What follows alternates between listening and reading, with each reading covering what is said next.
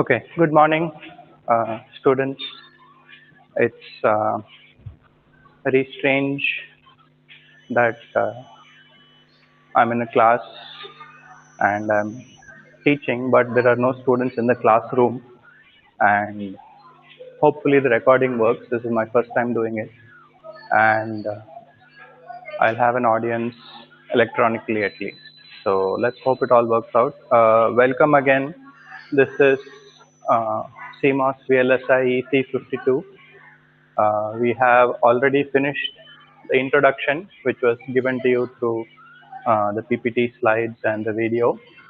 We will start our syllabus today with Unit 1 and just quickly mention what all are the topics in Unit 1.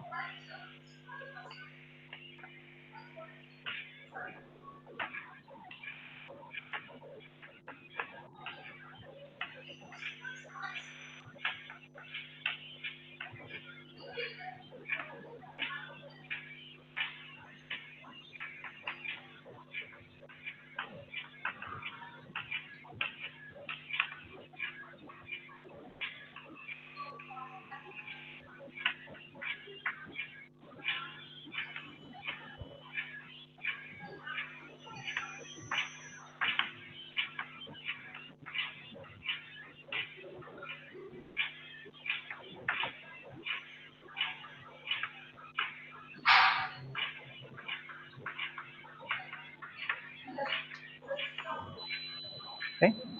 So before I continue, this course, we have been teaching it for a few times, but there's a few things that we have changed from the last syllabus, last time it was taught. And because of that, the topics are slightly interchanged. It's about 60% the same, but there are some new topics. That's the first thing. And the second thing is, even in the last time, we did not have any notes. Okay, so please focus on what is written here. These are your notes. Okay, we might write in shorter points. If the same thing is asked in the exam, the content is here. Just expand it into sentences. There is no other difference between what we are writing here and the notes for other subjects. That is the first thing. The second thing is, even though this is online and obviously the videos will be given to you, you can watch them after the class also. I highly recommend that you have a notebook, okay, and you write down things, because a lot of times, as you might have experienced, when you really need it, they might have some trouble with the website, there might be trouble with your laptop, there might be so many things that could go wrong, okay. So as far as possible, just like a regular semester, maintain a notebook, okay. Whatever we write here, we expect you to write it in that notebook also. Okay, the rest of the things that we are talking obviously will get recorded. You can watch them any number of times. That's not a problem at all. But the minimum for you to study tomorrow, for example, if you're studying for an internals or an exam, it's much better for you to have a notebook which you can refer to. Okay, we've already mentioned the book for this textbook. It's a very good textbook. Highly recommend it for all students who are interested in this particular domain. And even if you're not interested, it's a very good book for beginners, written by people who have had a lot of experience in this domain. So the book is highly recommended, and we will also share the copy of the book with you. And the last thing is, when you're writing, as we are talking, as I'm writing down these topics, when you're writing down, okay, there is certain things that it is registering in your mind, and that is the first level. Instead of just looking at these things for the first time, maybe after a month or so, as we are talking, if you're writing down also, it's helping you understand, it's helping you understand some of these topics a little better, because many of these things, even though you might have done digital design, CMOS itself is very new to all of you, and some of these topics are also new. Okay, so that is why highly recommended that you write down in your notebook, maintain a notebook, and whatever we are writing down here, please write down that also. Okay, so some brief instructions, as and when I can think of more things, I will mention that also. But let's look at the topics for this unit. And this unit is largely introductory unit. There's not too many technical details. So this top three terms, for example, is just about a lot of definitions, technical definitions related to the VLSI industry. We already looked at one very important thing in the introduction, which, if you remember, Moore's law, okay, one of the most fundamental guides for the evolution of the VLSI industry. And we look at some of these topics also in much more detail. VLSI design flow, this we will cover today, okay. VLSI design styles or VLSI design methods. This is to do with what are the options you have in implementing some functionality in a silicon integrated circuit. So that's the key word for this particular course, silicon integrated circuit or integrated circuit more generally, because a lot of the functionality is moving into integrated circuits, embedded systems. These are all very, very important topics today. So if today you want to do a project, for example, home automation, you want to do something related to machine learning, you want to do something related to electronic, automotive, something, anything, how do you come up with a solution? This is not just a block diagram. How do you come up with a solution that you can give to someone who is going to use it in their system? Okay, and the key word is we don't want a mechanical solution anymore. There's a lot of issues. We already discussed that. Mechanical systems, they have a lot of drawbacks. We want an electronic system, and that's what we're going to see here. Okay, what are the options we have? And finally, some topics that will help you in creating that design in a quick and efficient manner. What are the guidelines? And they are what we call as VLSI design rules. So all three of them are similar sounding, but they are very different. And please don't get confused. They have completely different functionalities in the overall VLSI design process. And once we finish this, the last part of this unit is completely related to one of the most high-tech aspects in the VLSI design process, and that is to do with the fabrication. So now we are talking purely about the integrated circuit. Okay, what are the steps that are there to create this integrated circuit? Obviously, it's something to do with silicon. So the fabrication, the steps, the people working with it, they are not called as VLSI design engineers at all. Most of the people working in these domains, they are some sort of VLSI design engineers. You could be a physical design engineer, you could be a design engineer, you could be a test engineer, you could be any of those things. But people down here, okay, they are not electrical or electronic engineers. A lot of times they are coming from the science, physics, chemistry, maybe chemical engineering, because here it has to do with the materials, not with the circuit. These people, they don't care about your circuit. Okay, they only care about the material and how they can create some things using that material. So the steps that we will see are for making the integrated circuit, and that is called as a VLSI fabrication. And this is not something that we can even see anywhere. Maybe very rarely there are some fabrication units. In fact, nearby Bharat Electronics Limited, they have a fabrication unit. The other fabrication unit is in Chandigarh, and some IIT Bombay has among the institutes. IISc of course has SENS, but IIT Bombay has also dedicated VLSI fabrication this thing. But what I'm trying to say is, this is not something that you can see. Okay, meaning of course if you go to IISc you can see it, but many people go through their whole lives as a VLSI design engineer without seeing any of this. But the reason to learn it is a lot of properties of the transistor, a lot of behavior of your circuit at the higher level. Okay, the patterns are dictated by the fabrication steps, and that's why as a VLSI engineer, to have a full understanding of what goes on even after your work is done, okay, you have to understand what are the steps in the fabrication. So that's why this fabrication is very important, even though, like I said, hardly anybody has a job title in fabrication domain anywhere in India. Okay, and even though that is true, it's very important for you to understand what is happening in fabrication. So this is a overall this thing of unit 1. We will cover each of these, of course, in more detail. We'll start with the first topic, which is VLSI design flow. Okay.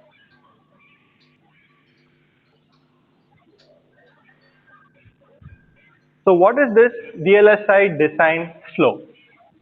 I'll write that here.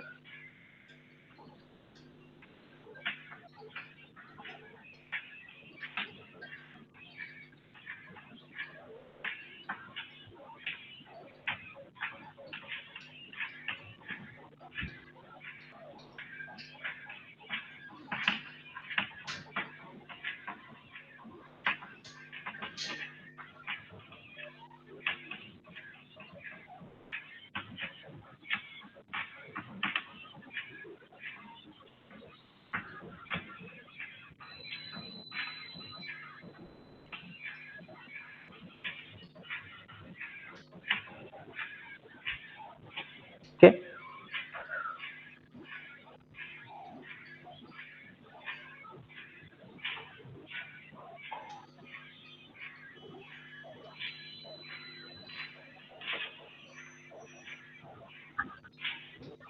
Set of procedures. Okay. So you can think of it as a steps. What are the steps to convert? And this is one of the keywords of this VLSI design flow, a design specification into an integrated circuit. Okay, so basically up to here is the main meaning of this VLSI design flow. We have a requirement of some integrated circuit. We want to say some design specification is given to you from a sales team or from a market analysis or from another design team saying we want you to design, for example, some particular functionality. Okay, and what are the steps? And this is, of course, a set of procedures. It's not going to happen in one step. It's going to happen in a few steps because this is somewhat of a complicated procedure. And how do we go from that design procedure all the way to an integrated circuit? This is basically what is called as VLSI design flow. We can do it in a few ways, as we will see. And of course, the main this thing is error-free manner. And the problem, this is a very important problem. What is the problem with errors in the VLSI design process? The problem is if you have an integrated circuit, okay, you might have seen a picture of an integrated circuit. It will have some pins sticking out and it will have a black cover on top. There is no way to repair an integrated circuit. Nobody has even tried it. Okay, it cannot be done, and the reason it cannot be done is a lot of the fabrication process, like we said, it's extremely high tech, but also it's at extremely small dimensions. Okay, you cannot remove a soldering wire, you cannot use a soldering pin and correct something. Maybe on a PCB, if something happens, if a wire is missing, you can use a soldering iron to create a connection or something like that. But on an integrated circuit, that is impossible. So one of the most important aspects of this VLSI design flow is at the end of it, the IC is okay, almost ready. Are you guaranteeing me that there will be no errors? Errors meaning in functionality or in the original specification. And we will see what are the steps that are in this VLSI design flow. Okay.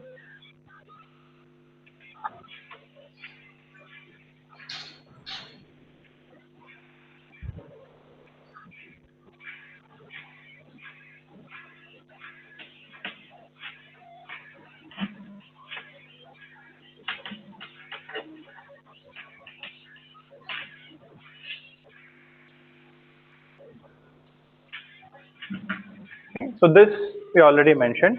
Let's see some examples. For example,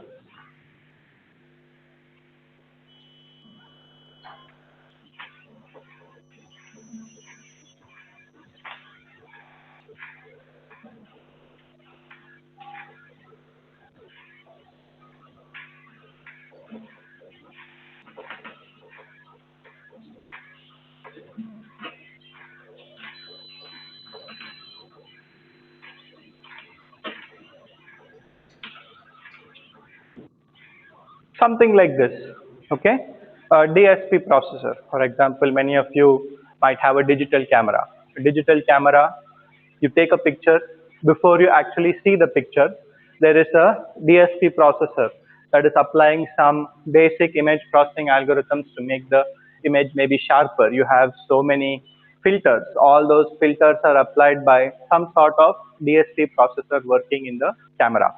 And this may be along with a clock frequency, say 200 megahertz. So this is an example of a specification. Something else, a microcontroller, okay, with ADC and DAC interfaces. So this is based on where this microcontroller is going to be used. So definitely in this case, they are going to use it where some analog signals are coming into the picture. So an example of a microcontroller like this is your very simple PIC microcontroller. PIC microcontroller is basically having ADC and DAC interfaces.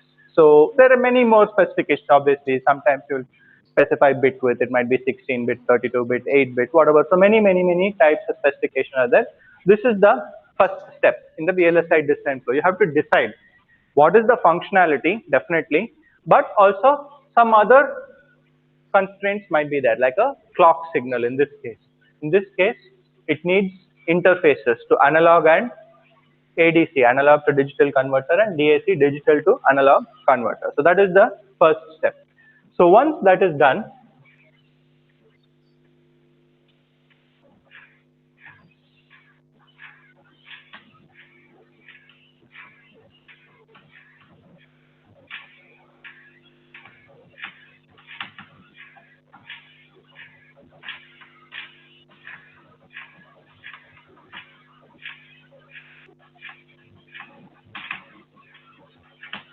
okay, one of the most important this thing, we already discussed this briefly, but RTL keyword is very important in all of VLSI.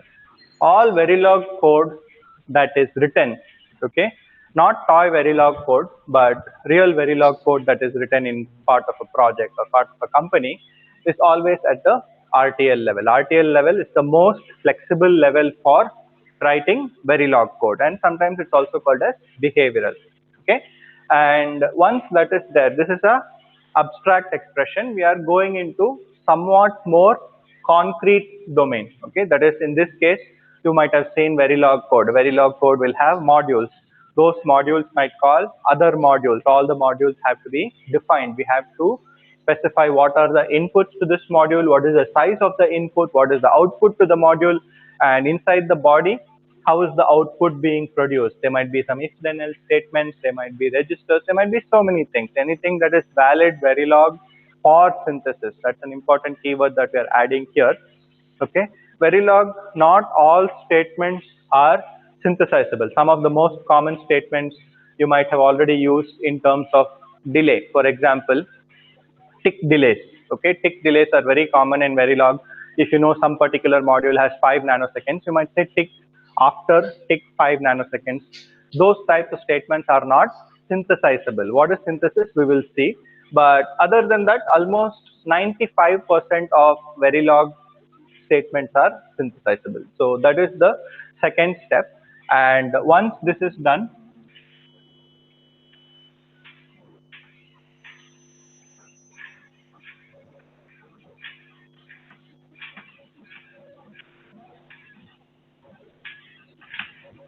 okay, so RTL synthesis is one of the reasons for the success of Verilog.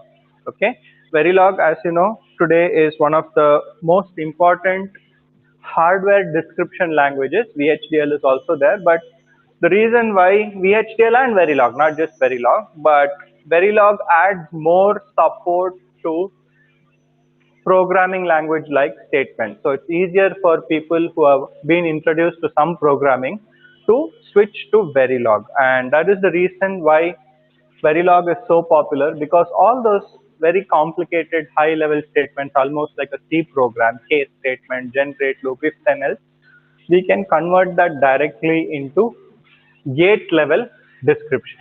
And the designer as such doesn't have to bother with the gate level description, because that is going to be much more complicated.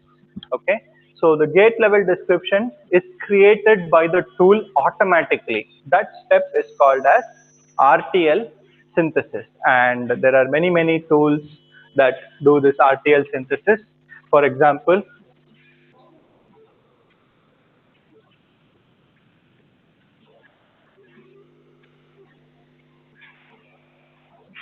okay, so this is the tool that we will use for this course, Cadence RTL compiler, and this is basically doing RTL synthesis. That is, it is converting. If you remember the definition for VLSI design flow, it is set of procedures that transforms.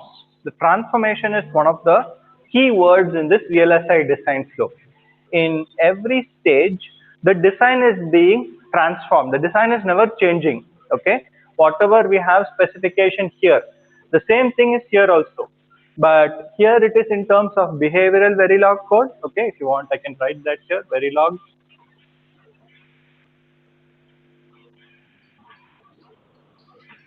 Okay, in the middle, when we are talking about RTL design, it is in terms of Verilog or VHDL. At the end of RTL synthesis, it is also in Verilog or VHDL, but it is not in terms of behavioral. It is in terms of structural. That is the main difference between this step and the result of this step. Structural code is very important because when we have the back end VLSI design, we will see that in a minute. Okay, we can't work with these type of behavioral statements. We need the gate. We need the gate level netlist. Okay, and the designer has to spend too much time to write directly in gate level. So all that is done by RTL synthesis. An example tool that does RTL synthesis is the Cadence RTL compiler. And another important thing as part of the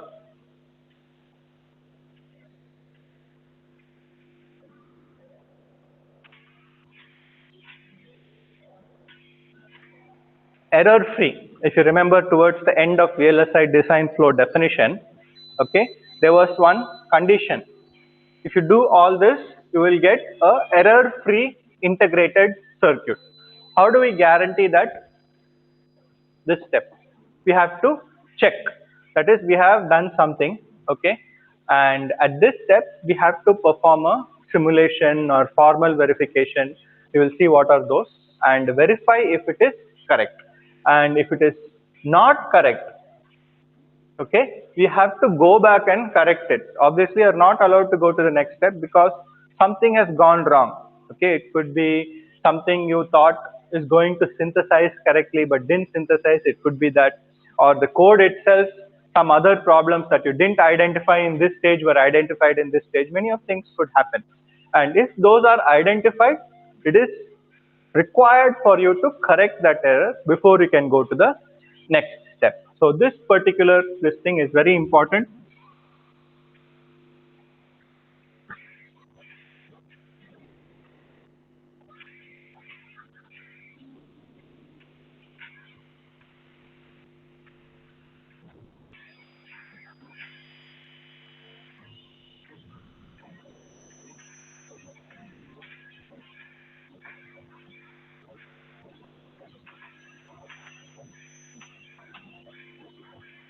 Okay, so structural specification, we didn't have this before.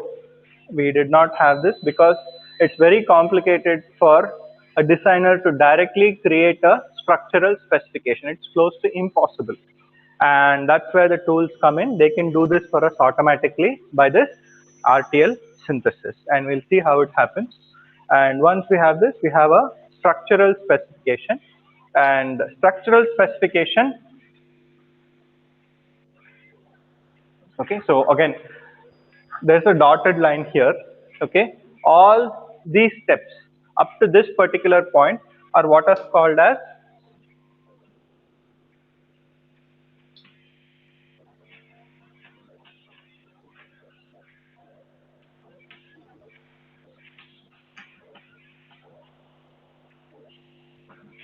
okay. Up to this point, RTL synthesis giving you the structural specification. That structural specification, okay, is taken and some more steps are there, we will see.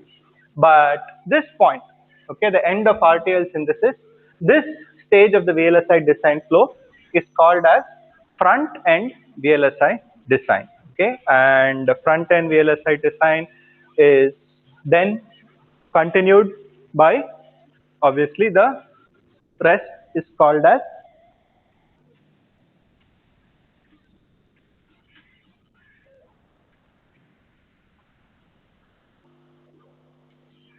back end VLSI design. So we will continue this chart.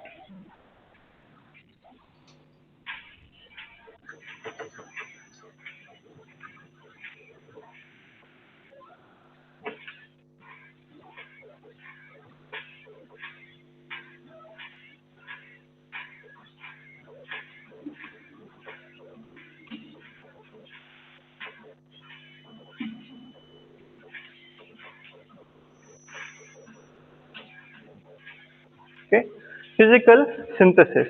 So what is the meaning of this physical synthesis?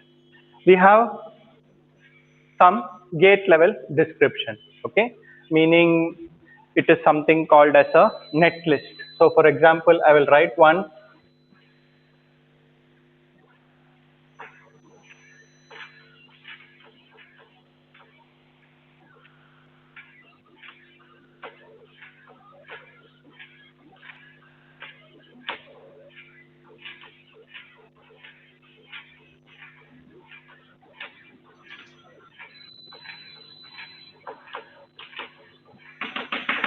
Okay, this is a example of a netlist. Netlist is a very common term in VLSI design, very important term also. I mentioned it briefly before.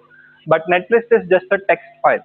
Okay, and the text file contains a series of lines. There might be some initial definitions. There might be some definitions about who created the text file, when it was created, etc. But that's not so important. But it will have a series of lines, okay, and in each line there will be a description of a gate. Okay, this gate, for example, means it is a NAND 2 or a 2 input NAND gate. Okay, 2 input NAND gate, 2 inputs, 1 output. So this is input 1, this is input 2, and this is the output. And these are all node numbers in a circuit. So for example, in this case, okay, we can draw a NAND. Okay, so this is 144, 146, 148, which means that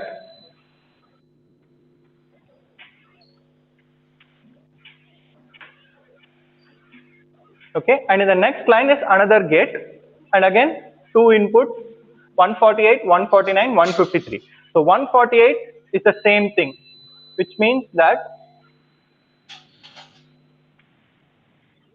148 is coming to the input of the NOR gate.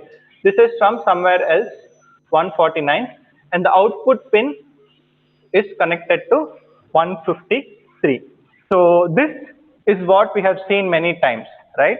But how do you describe this using a simpler format? How do you, if you want to give this to a computer, there is no way to give this to a computer because these diagrams, images are impossible. Everybody is struggling today with deep learning, machine learning and all that because those are all image-based applications. It's very difficult for computers to work with images. This might be very easy for us, okay, but for a computer this is impossible to understand, which is why we write it in terms of a netlist. And as the size of the circuit, suppose you have 4 gates, maybe the diagram is nice, but suppose you have 400 gates, you can't understand anything from a picture like this, even as a human being. So in those cases, okay, it's much easier for the computer to get something called as a netlist. So at the end of this structural specification, okay, you have this netlist. But unfortunately, like we said, the fabrication people, okay, ultimately that is our goal. VLSI design, we have to fabricate the integrated circuit. You can say, okay, let's give this netlist to the fabrication people.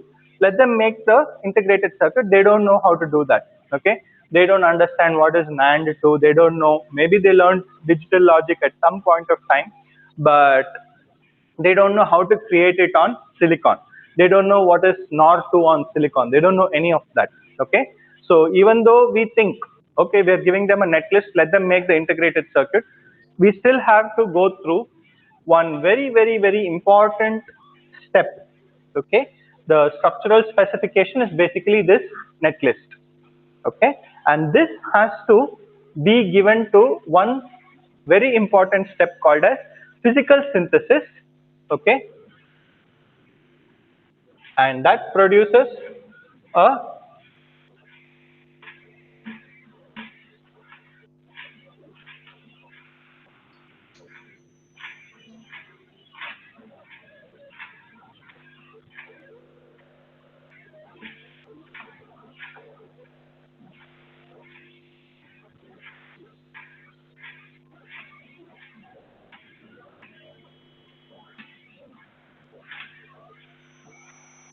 okay. So physical synthesis. Why I put these in capital? Obviously, they're all part of, still all this is called as back-end VLSI design. Okay, that is continuation below this up to this point. This point is fabrication. It's not front end or back end, it's completely different. Okay, up to this point is your back end VLSI design.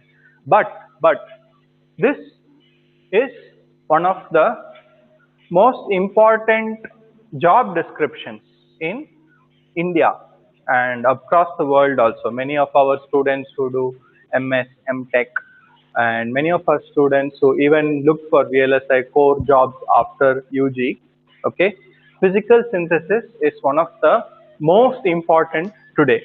Okay, what this means is we take this netlist, okay, and produce what is called as a, I'll just erase this netlist part.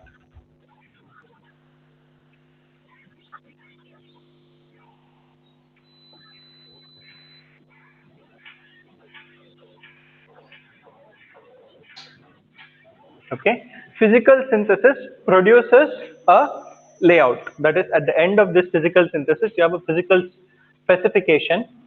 Okay, physical specification is nothing but a layout. Just like the structural specification was a netlist. Okay, physical specification means we have to describe the overall circuit in terms of a layout. So layout is what the,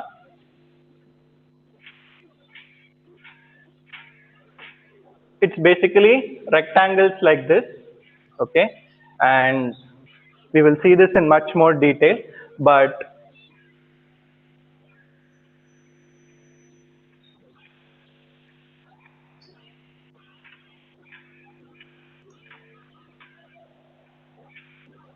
something like this. This is of course not correct, but this is an example of a layout. Since we haven't studied that yet, I don't want to draw a layout and complicate things, but a layout looks completely different from a netlist. That is why I said that fabrication engineers, they don't understand netlists, they understand layouts.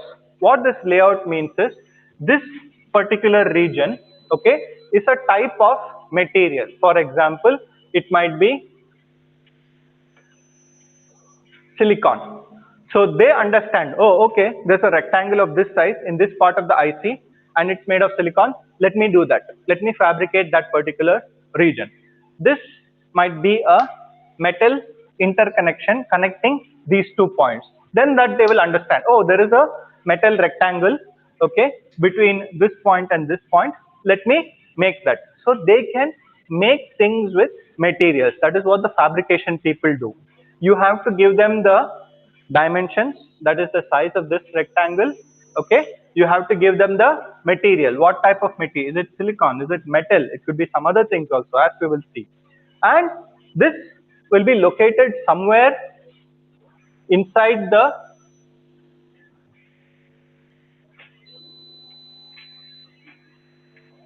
full layout for the integrated circuit. You have to give them that location. When you give them those 3 things, then they have the complete information they need they have the size, they have the location, they have the type of material, they will fabricate that for you. And that process of going from net list to physical specification is called as physical synthesis, also called as physical design.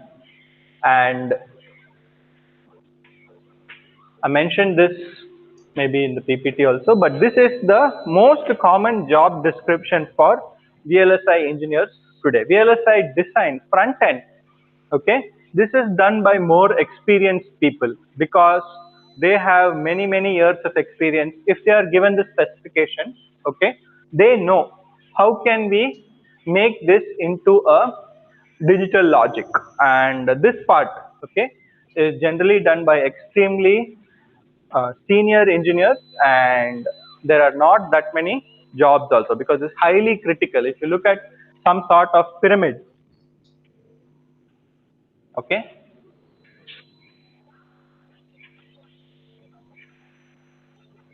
there are much fewer design engineers compared to physical design engineers. This is also a very high tech job, there's no doubt about that. But once these people get more and more experience, they slowly move into the design positions if they want. If they like this, they can of course continue into this. But that's why this is very important for us, and we will see the steps of this also in more detail. Okay, and this of course is the layout, which is the output of this step. And don't forget the error free condition, so it has to be checked. And finally, whatever is done here, if it is okay, if it is satisfying all my original product specifications, then you can give this to fabrication. And this is again a text file, it is maybe in GDS2 format. There are other formats also, but this is basically a representation of the layout. Okay, so this is the overall VLSI design flow. We'll just summarize this in a few points.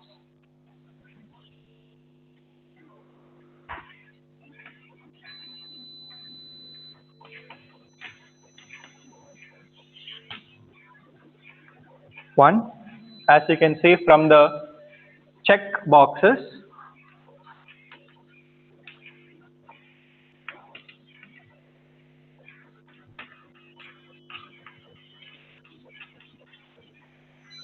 okay, highly iterative, very few designs that will go through in one pass.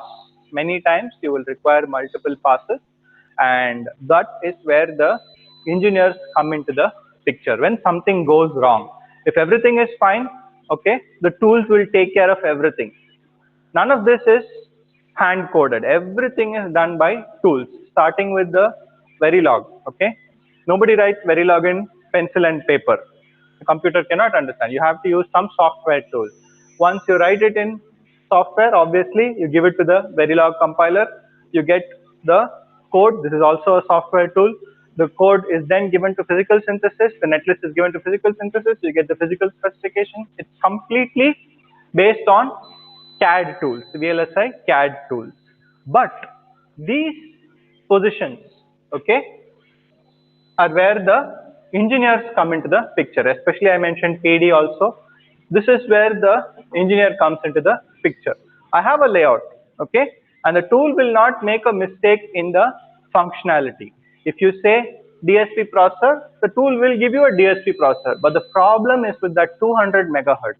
The tool might not be able to do that, which means that you have to, as an engineer, okay, make some modifications in the design,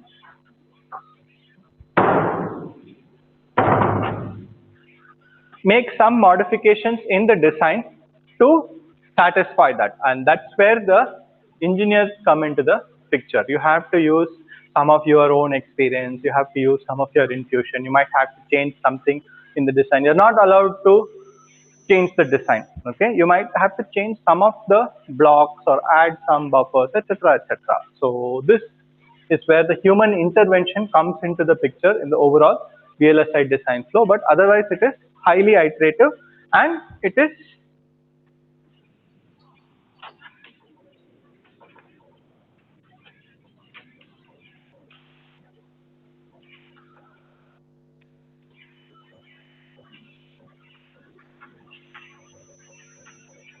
completely on CAD tools.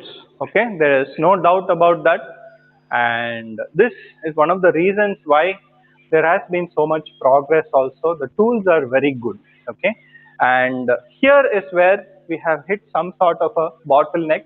Why are there so many problems here?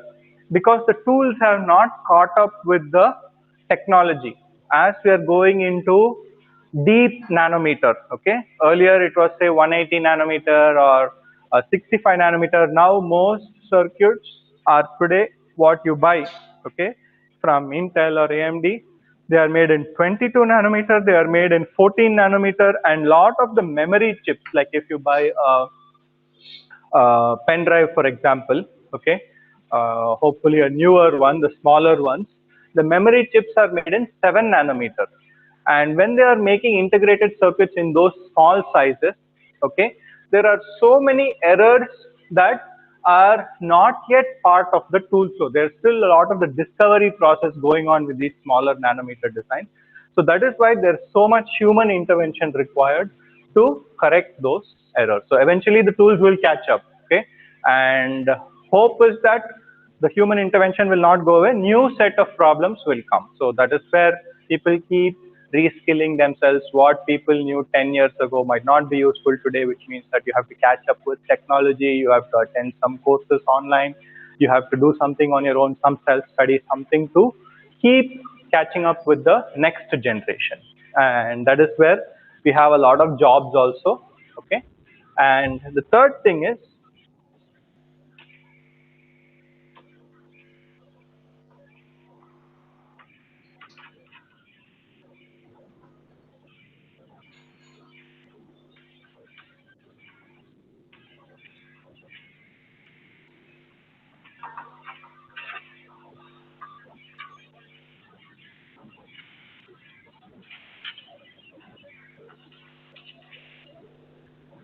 okay, so each of these, I already mentioned VLSI design.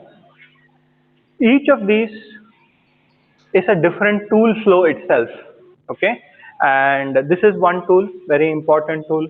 This is another tool, very important tool. There are multiple steps within this itself. There are multiple steps here. RTL design is separate option. So there is nobody, okay, who can start with this, work on the RTL design, finish the RTL design, go for the synthesis, go for the netlist, go for the physical synthesis. Nobody can do that, okay? Because each of them requires so much optimization at each stage. So many options are there in the tools. So many different types of knowledge base is required for each of these steps. There are generally teams, okay, which are highly specialized in that particular domain. That is, if there is one team doing this, they will be doing this for all the designs. Every new product specification that comes, the design team will first work on the RTL code, okay? And once they are finished, they will give it to a different team for RTL synthesis, who will do that. And then that will go to structural specification, who will then, that team will always be doing physical synthesis. Okay, this is one of the key points of the VLSI design flow, and these teams are generally distributed through the world. Okay, product specification, generally these might arise in some of the Western countries, they might arise in Europe, they might arise in Singapore. The design teams might almost always be located where the headquarters of the company are. So for example, if you look at Qualcomm, there's a huge office in Bangalore, but the design team might be located in San Diego, where the headquarters are there.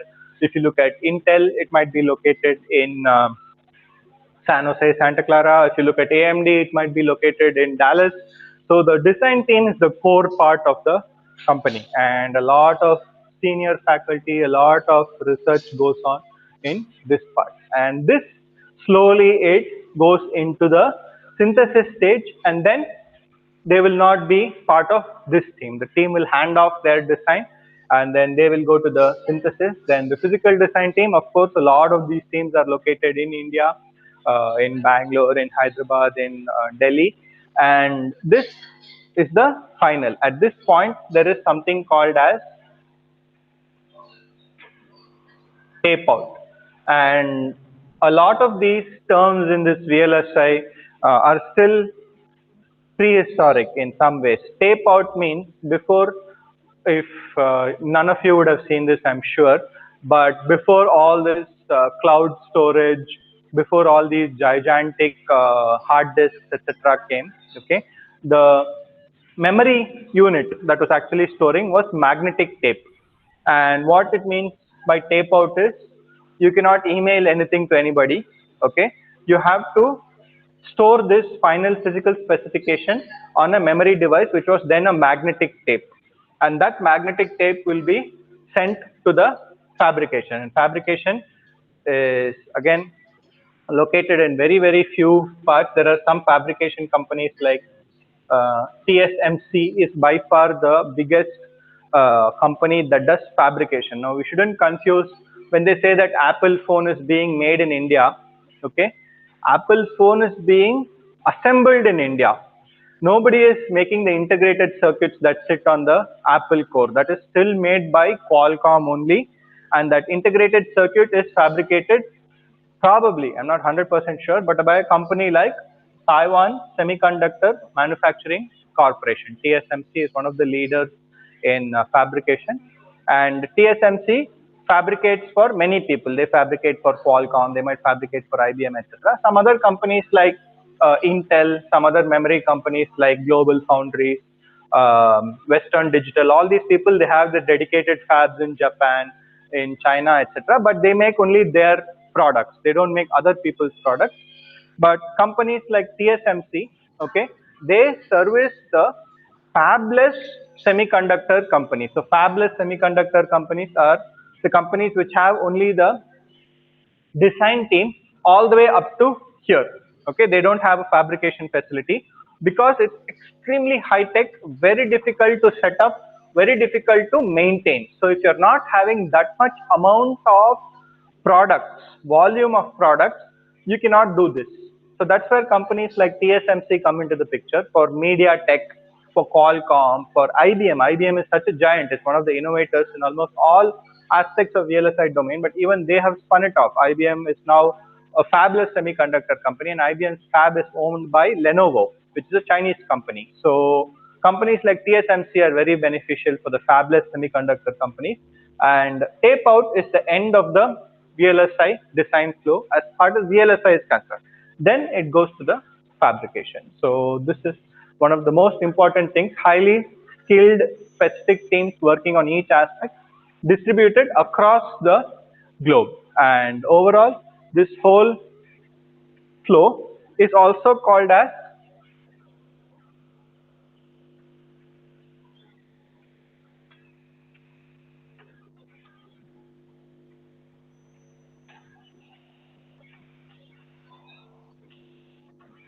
this is a particular flow for application specific integrated circuits. That is, we are starting with some application, and based on that, we are making an integrated circuit, okay, that is going to only do that. It cannot do multiple things.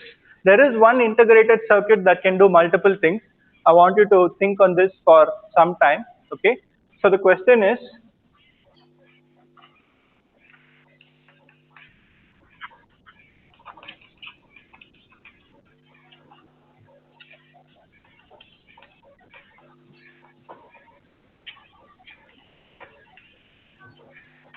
multiple function means not at the same time, okay, but today it can be doing, say, a DST processor. Tomorrow it can be doing a pure ALU. Day after it can be acting as a microcontroller. There is one integrated circuit family itself, not just the IC, but this is something that you can think on. What type of IC can be doing something like this? It can be changing its functionality, okay, as per the requirement. What we are seeing here, no chance, okay. We are looking at a specific functionality. We are going through the steps for the gate level circuit and the layout for that functionality, and that will finally be fabricated. So this is also called as the VLSI design flow for application specific integrated circuit. Okay.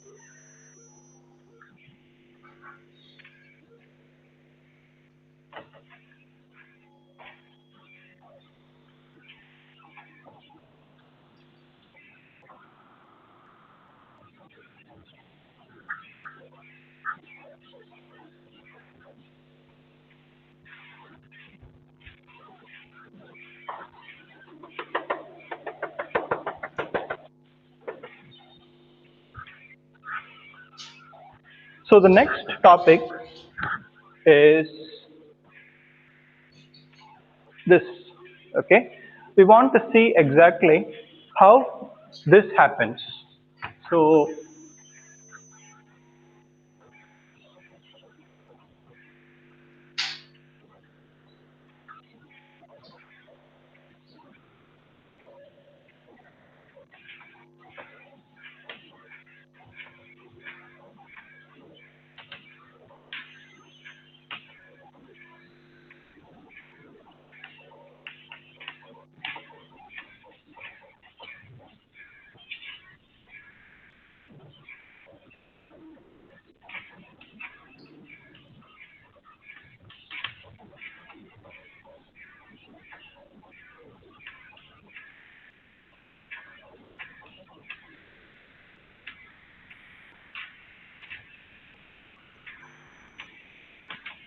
okay, so this is one very important transformation.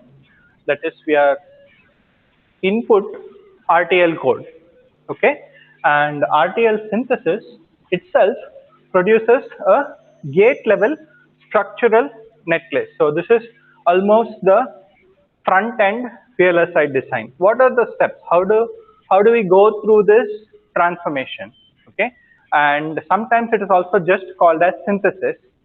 We don't always say RTL synthesis because we only synthesize RTL. If it's already in structural, there's not much thing for us to do. Okay, if you write a pure structural code and you want to synthesize it, there's hardly anything because it's already structural.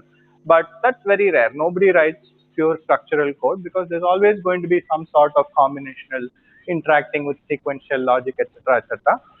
And the steps, okay, we're going to see in a little bit more detail because this is the core of the VLSI design part, okay. And after that also we'll see a little bit of how this physical synthesis happens, and both of these things, the tools are completely responsible for them. But as an engineer, okay, it's always important for us to know, even though we can get a lot of answers at the press of a button, okay, but the algorithm, the steps, the procedures is very important to know, because like I said, when something goes wrong, that's when they will call you. So if you don't know what are the steps that it is going through, it is very difficult for you to diagnose. So that is why the engineer needs to know the full flow for almost all the steps. And the first thing we want to see is RTL synthesis.